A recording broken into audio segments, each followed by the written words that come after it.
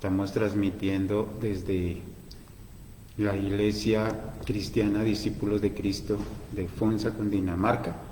Así que damos la bienvenida a cada uno de los que ya están conectados, pidiéndole a nuestro buen Dios que hoy nos hable a través de su palabra. Así que el tema que traigo para hoy está en Gálatas 6, del versículo 1 al versículo 10. Y el tema es la ley de Cristo. Así que sobre eso vamos a traer la enseñanza del día de hoy. Así que es Gálatas 6, del 1 al 10. Y voy a leerlo para cada uno de ustedes, para que presten atención a la lectura y de esa manera entremos al sermón del día de hoy. Y dice de la siguiente manera: hermanos, si alguno fuere sorprendido en alguna falta, vosotros que sois espirituales, restauradle con espíritu de mansedumbre, considerándote a ti mismo, no sea que tú también seas tentado. Sobrellevad los unos las cargas de los otros, y cumplid así la ley de Cristo. Porque el que se cree ser algo no siendo nada, a sí mismo se engaña. Así que cada uno someta a prueba su propia obra, y entonces tendrá motivo de gloriarse solo respecto de sí mismo y no en otro, porque cada uno llevará su propia carga. El que es enseñado en la palabra haga partícipe de toda cosa buena al que lo instruye. No os engañéis, Dios no puede ser burlado, pues todo lo que el hombre sembrare, eso también segará, porque el que siembra para su carne, de la carne segará corrupción, mas el que siembra para el Espíritu, del Espíritu segará vida eterna.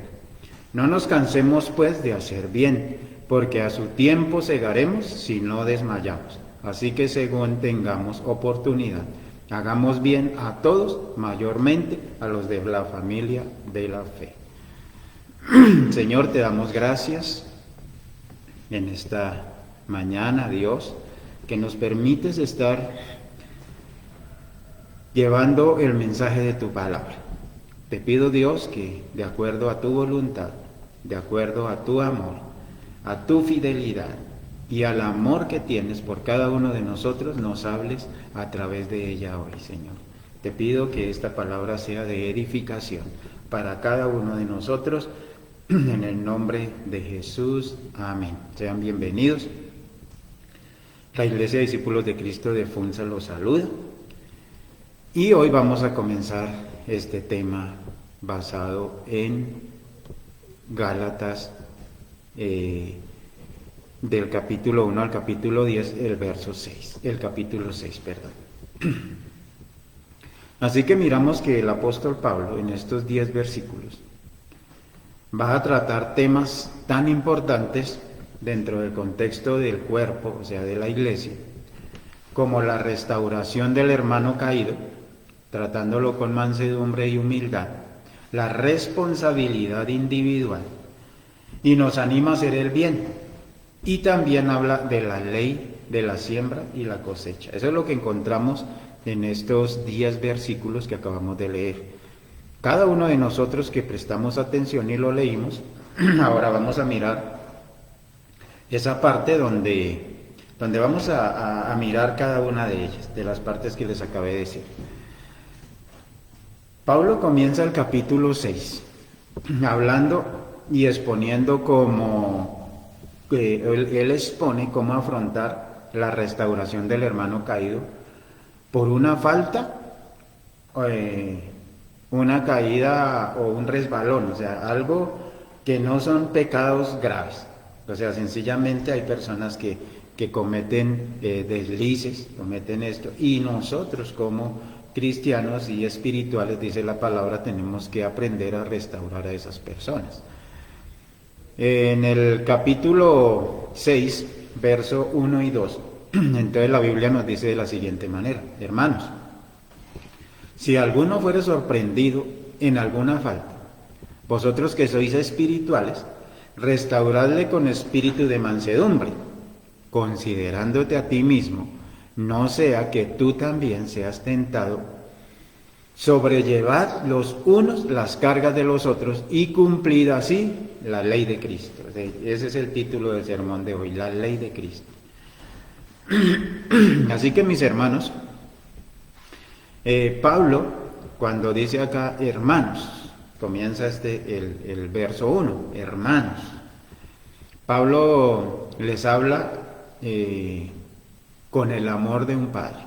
Pablo le está hablando a los Gálatas con el amor de un padre. Dice, si alguno fuera sorprendido en alguna falta, es decir, esas faltas es una caída inesperada o un resbalón, y no una caída intencionada y deliberada, porque es que ese es otro tema que tendría que tratar la iglesia en pleno. Pero acá está hablando de algo inesperado, algo que él no estaba esperando, pero falló. No esas caídas intencionadas y deliberadas, de esas no está hablando el apóstol acá. Y entonces dice, vosotros que sois espirituales, entonces dice, parafraseando diría, ustedes que tienen el Espíritu Santo de Dios, y ustedes que el Espíritu vive en ustedes, mora en ustedes, restaurarla. O sea, nos manda a nosotros a restaurar. Y ese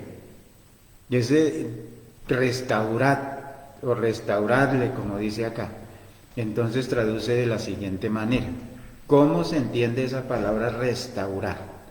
Porque si no la tenemos clara, entonces nosotros no vamos a poder ayudar a las personas. Entonces yo quiero que miremos cómo traduce en el original, cómo se traduce. Entonces se traduce como colocar y acomodar huesos rotos o dislocados en su sitio, o remendar una red rota. Eso es restaurarle.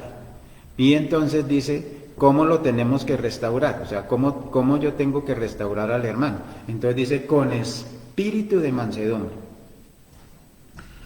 Con el espíritu o con el fruto del espíritu que está en Gálatas 5:23. Si usted quiere después lo lee porque no alcanzo por el tiempo. Y no con ira, no con rabia, no con rencor. De esa manera no se restaura. Dice, considerándote a ti mismo, no sea que tú también seas tentado. Pablo les diría, observando con cautela y diligencia, pues usted no es inmune a caer. O sea, piense por un momento que ninguno de nosotros somos inmunes a caer. O sea, estamos en ese peligro, siempre, todos los días estamos en ese peligro de resbalarnos y cometer faltas que no son graves, pero las cometemos. Y entonces dice que como yo no estoy inmune al caer, entonces dice sobrellevar los unos las cargas de los otros. Esas cargas pesadas de la vida, o sea, esas cargas, las dificultades, los problemas, debilidades, aflicciones, tensiones, esas presiones que a veces nosotros tenemos. Y dice la palabra, dice, y cumplida así la ley de Cristo. Y la ley de Cristo es la ley del amor. Y está en Juan 13:34, que más adelante la vamos a leer. Pero vamos a ir avanzando. La ley de Cristo, cumplida así, la ley de Cristo. Dice, de esa manera tenemos que restaurar al hermano. Pablo no se refiere, como les decía anteriormente, a un pecado grave. Pablo no se está refiriendo a un pecado grave acá. Que lo haga o sea, el pecado grave es el que cada uno o las personas cometen consciente y deliberadamente. O sea, cuando peca, consciente y deliberadamente. De ese pecado no está hablando Pablo. Sino más bien está hablando de una caída inesperada. Algo que no estaban esperando y sucedió. Que eso sucede en la vida del cristiano. En ese contexto que nosotros estamos analizando esto, Pablo indica que esa persona,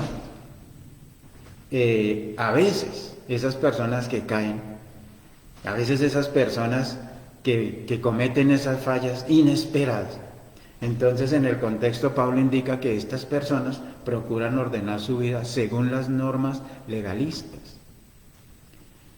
No bajo la ley del amor, la ley de Cristo, no bajo esa, sino unas normas legalistas. Pero no es con normas, no es con esas normas que se restaura a una persona, es con el amor. No son normas, no es poniéndole normas, y usted hace esto, usted hace esto, usted hace esto. No, es con el amor. Entonces es lo que vamos a estar desarrollando durante todo el sermón. ¿Cómo tenemos que actuar nosotros los espirituales? ¿Cómo tenemos que actuar? Es decir, los creyentes que andan en el Espíritu. O sea, ¿cómo tenemos que actuar? Según la ley del amor. No según normas, sino según la ley del amor, que es la que nosotros tendríamos que seguir. O sea, esa ley del amor. Y una de las primeras cosas que tenemos que hacer es evitar las críticas legalistas. El juzgar es una crítica. El juzgar es algo que hace daño a la persona. A veces nosotros juzgamos con tanta rapidez que empezamos a hacer daño. Y no podemos actuar condenándolo. Eso no se puede hacer. Sino la Biblia dice restaurándolo. O sea, no condenándolo, sino restaurándolo. Y por eso le digo, son pecados inesperados. No nos alejemos de ese concepto, porque si no ustedes van a meter en un paquete todos los pecados y no son así. Es los que suceden inesperadamente. De esa manera podemos decir que nosotros, que somos espirituales, usted y yo, debemos arreglar ese hueso roto y restaurarlo en el cuerpo. O sea, ese hueso que se rompió o se dislocó. Entonces nosotros lo que hacemos es acomodarlo de nuevo al cuerpo. Porque dice la Biblia que si un miembro del cuerpo se duele, todo el cuerpo se duele. Entonces nosotros tenemos que tomar ese hueso roto, que es el hermano que tuvo un resbalón o inesperadamente falló, y lo tenemos que restaurar y volverlo a colocar en el cuerpo, volverlo a dejar ahí, y ya curado, ya sanado. Por eso ese restaurar es eso, restaurar. Y entonces vendría una pregunta, ¿y cómo tenemos que hacerlo nosotros? O sea, ¿cómo lo va a hacer usted y cómo lo voy a hacer yo? Y entonces la Biblia nos dice en Efesios 4:2, nos dice, con toda humildad, Efesios 4:2, con toda humildad y mansedumbre, soportándoos con paciencia los unos a los otros en amor. O sea, mire, ahí dice cómo tenemos que empezar el proceso de restauración. ¿Y por qué tenemos que hacer esa corrección así? ¿Por qué la tenemos que hacer así? Porque nadie es inmune a caer. Nadie es inmune a caer. O sea, yo tengo que considerarme primero a mí mismo y mirar cómo estoy para poder ayudar a otro. Porque yo estoy también expuesto a una caída así. ¿Con cuánta facilidad señalamos con el dedo? Al reprochar y al culpar a un hermano. ¿Con cuánta facilidad nosotros lo señalamos? Y lo reprochamos y culpamos al hermano. ¿Con cuánta facilidad? Y entonces acá viene el texto que venimos hablando. Primera de Corintios 10:12. Entonces nos dice de la siguiente manera. Así que el que piensa estar firme, mire que no caiga. El que piensa estar firme, mire que no caiga. Así que debemos vigilarnos nosotros mismos. O sea, cada uno de nosotros tenemos que vigilarnos. No necesitamos que nos estén vigilando externamente, sino tenemos que vigilarnos todos los días internamente como estoy yo. para que el próximo caído no vayamos a ser ninguno de nosotros. Por esa razón tengo que examinarme cómo estoy, examinarnos nosotros mismos, cada uno de nosotros. Por eso nos anima el apóstol a sobrellevar y ayudar con solidaridad y paciencia las dificultades o problemas del hermano. Entiéndase como enfermedad, presiones, tribulaciones, aflicciones, debilidades, esas gravosas y pesadas cargas que le impiden a uno avanzar. A veces nosotros no podemos avanzar porque tenemos tantas cargas y entonces ahí es donde necesitamos que el hermano nos ayude a llevar esas cargas, a sobrellevar las cargas. Sobrellevar las cargas, dice, los unos de los otros. ¿Y cómo podríamos nosotros hacer para conseguir todo eso que les he dicho? ¿Cómo podemos hacer? Con la ley de Cristo. Y acuérdese que la ley es la ley del amor. Y aquí voy a leer el verso de Juan, capítulo 13, versículo 34, donde nos dice: un mandamiento nuevo os doy. Está hablando el Señor Jesús. Un mandamiento nuevo os doy, que os améis unos a otros, como yo os he amado, que también os améis unos a otros. Un mandamiento nuevo doy, que os améis unos a otros, como yo os he amado. Esa es la ley de Cristo. Porque solo el amor alivia el peso de la carga. Solo el amor alivia ese peso de la carga. O sea, usted no puede ir donde un hermano que está caído o está atribulado y echarle más cargas, acusándolo, condenándolo. No, usted tiene que ayudarle a llevar las cargas en amor. O sea, cuando usted va con amor donde el hermano, a él se le aligeran las cargas, porque él tiene tantas cargas encima que a él se le van a aligerar. Y ese amor que nosotros tenemos, esa ley de Cristo que nosotros estamos viviendo, que cada uno de nosotros vivimos todos los días, esa ley, es la que nos empuja a la necesidad espiritual y material del hermano o al prójimo. Eso es lo que nos impulsa a ayudar espiritualmente o a ayudar económicamente al hermano. Pero es cuando yo vivo la ley de Cristo, si no, no, porque es en amor que yo lo hago. Es el amor que me mueve a mí, es el amor que me tiene que mover a mí para hacer las cosas. Y así que continuamos con Gálatas 3:6. Dice: porque el que se cree ser algo, no siendo nada, a sí mismo se engaña. Así que cuando miramos este versículo, este versículo, y lo miré en otra versión de la Biblia, y está traducido de una manera muy clara en la Biblia al día. Así que si usted lo busca en la Biblia al día lo va a encontrar. Gálatas 6:3. El que se crea demasiado grande para rebajarse a esto, está engañándose, porque su misma actitud demuestra su bajeza, dice Gálatas 6:3. Si alguien se cree superior al no ayudar a los demás y creyendo tener menos problemas y afirmando a veces nosotros, porque a veces nosotros afirmamos ser más espirituales que otros, esta persona se engaña a sí misma y toma una actitud desagradable delante de Dios. Eso dice la Biblia. El orgullo es un pecado que no debe existir en los cristianos. Y por eso Pablo dirige esta exhortación que está haciendo acá, porque es que no debe existir entre los cristianos el orgullo.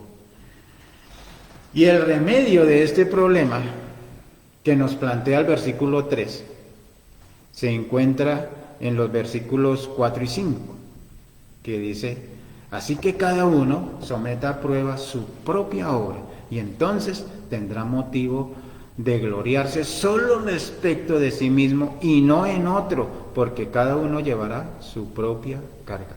Eso dice ahí en el verso 4.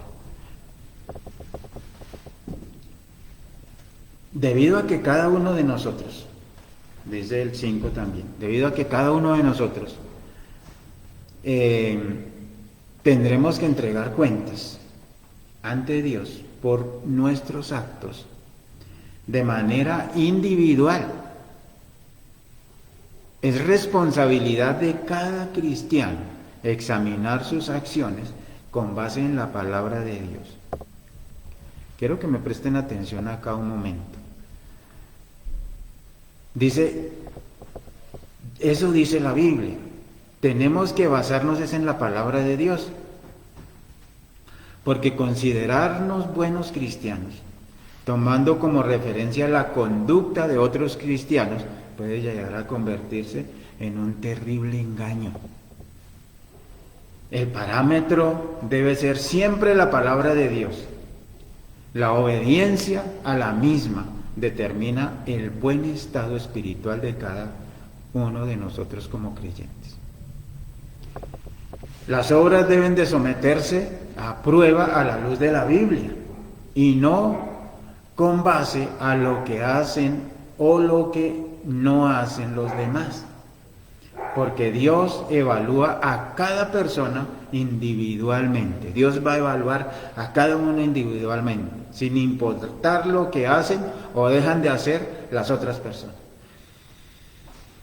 La Biblia latinoamericana deja muy claro el mensaje de este versículo al traducirlo de la siguiente manera: que cada uno examine sus propias obras y si siente algún orgullo por ellas, que lo guarde para sí y no lo haga pesar sobre los demás. O sea, a veces nosotros nos justificamos, cada uno de nosotros, porque a veces pensamos que como este hermano peca, como este hace cosas malas, yo no soy tan malo como él, y él es cristiano. Y muchas veces se refieren a decir, no, y si el pastor lo hace, pues yo también, yo lo hago menos. No, usted va a entregar cargas individualmente y yo también, es individual. Cada uno dará cuenta a Dios por sus propias obras, cada uno, y no podrá poner como pretexto lo que los demás hicieron, tratando de opacar los pecados propios con la afirmación de que los demás hicieron o han hecho o están haciendo cosas peores.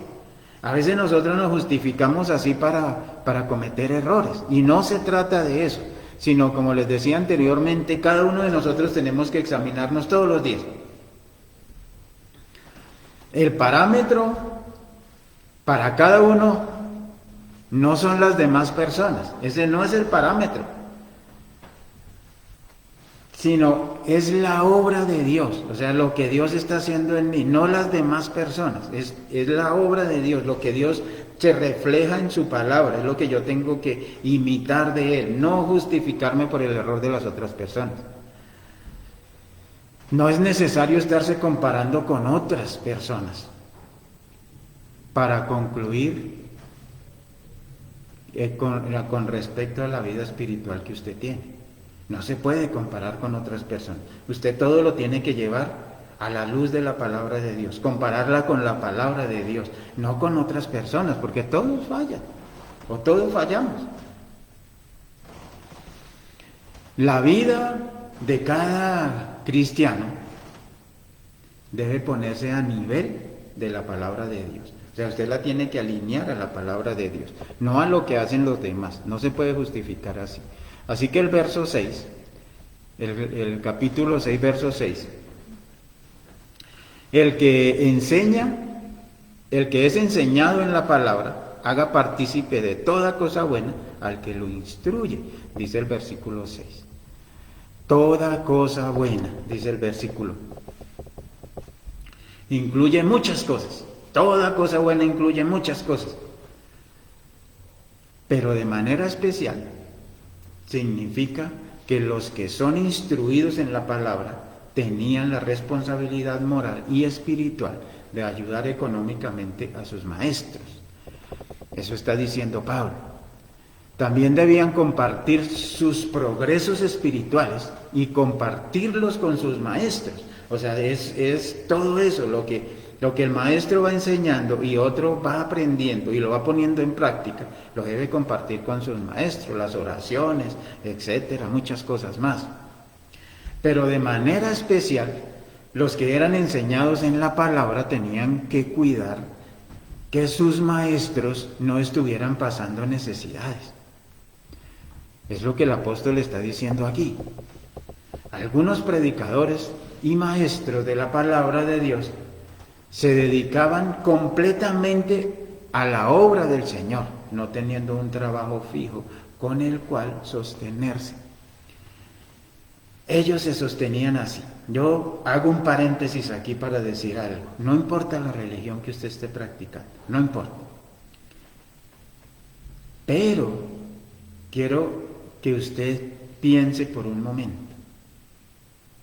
En esta pandemia que estamos viviendo, en este problema donde las iglesias se cierran, donde no hay ingresos económicos, ¿usted alguna vez le ha llevado algo a su líder espiritual? Llámese como se llame.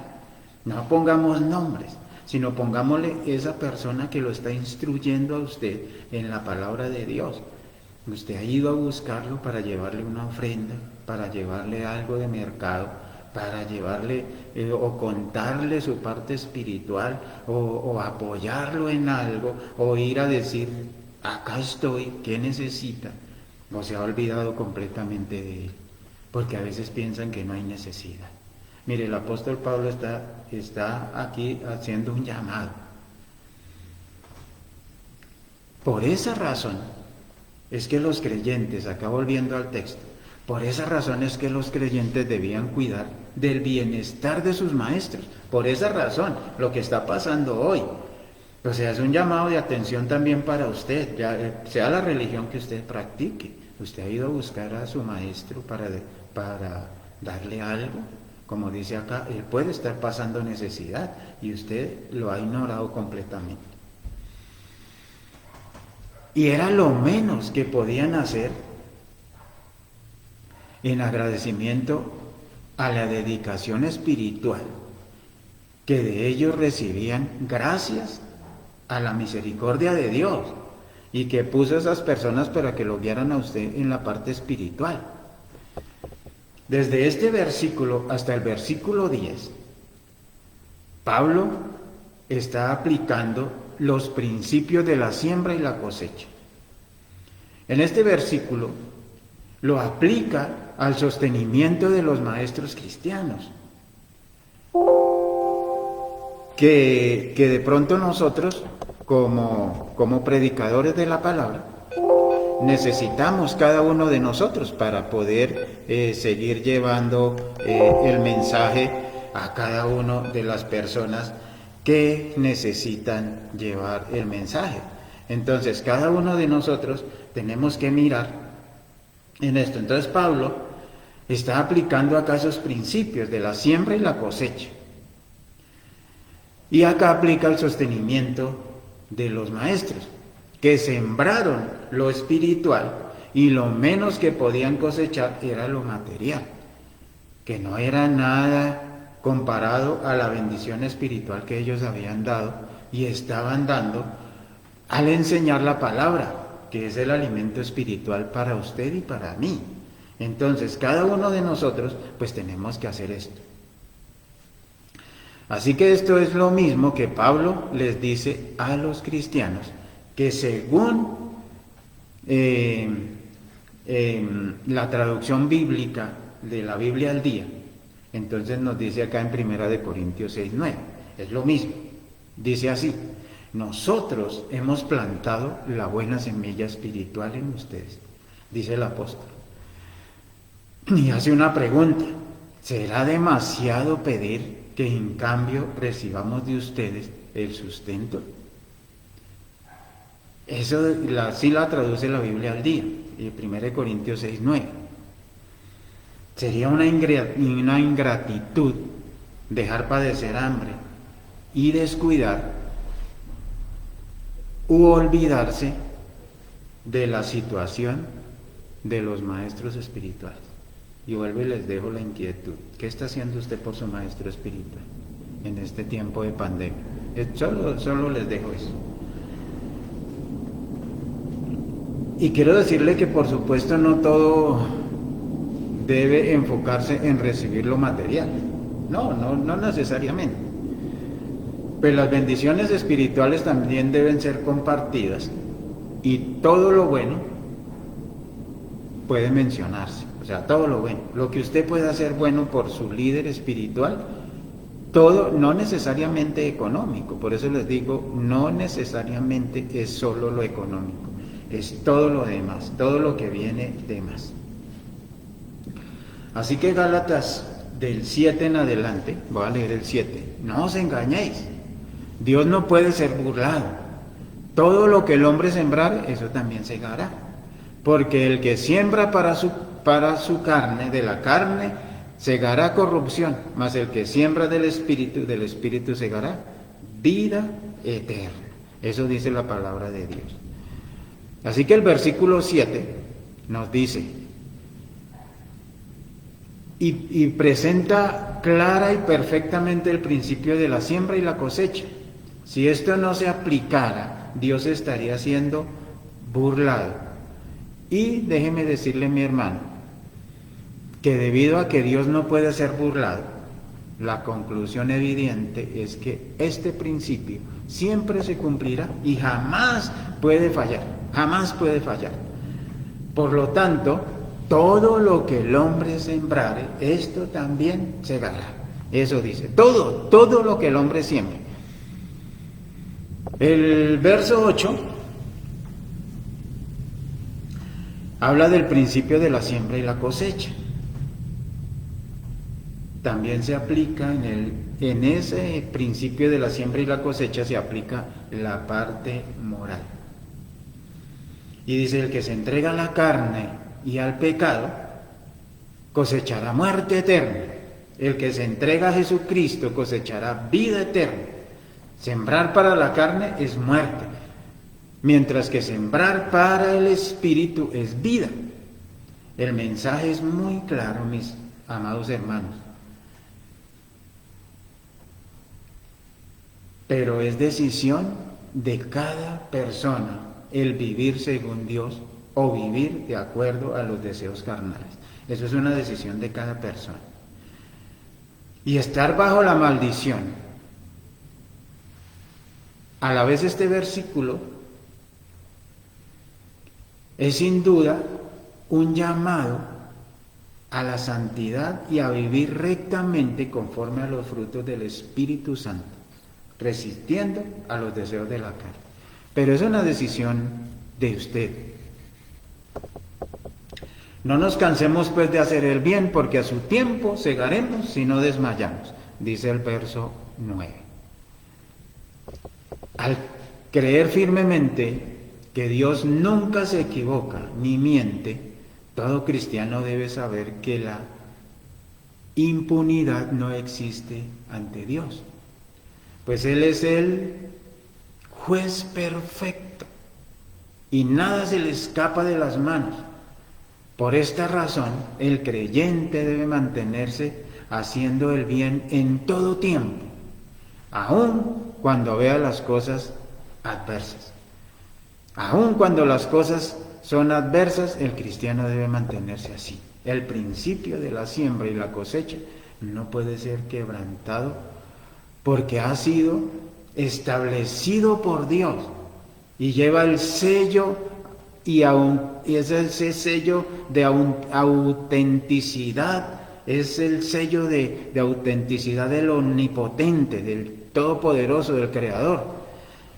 Es por ello que los cristianos deben perseverar en hacer el bien, aun cuando parezca haber impunidad.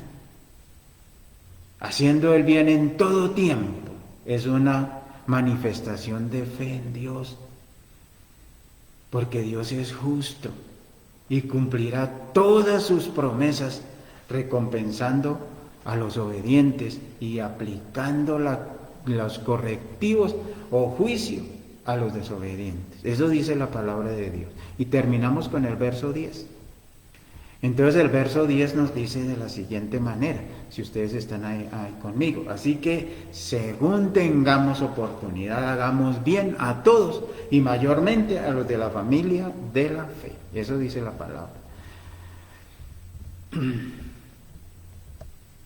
Si usted lo vuelve a leer,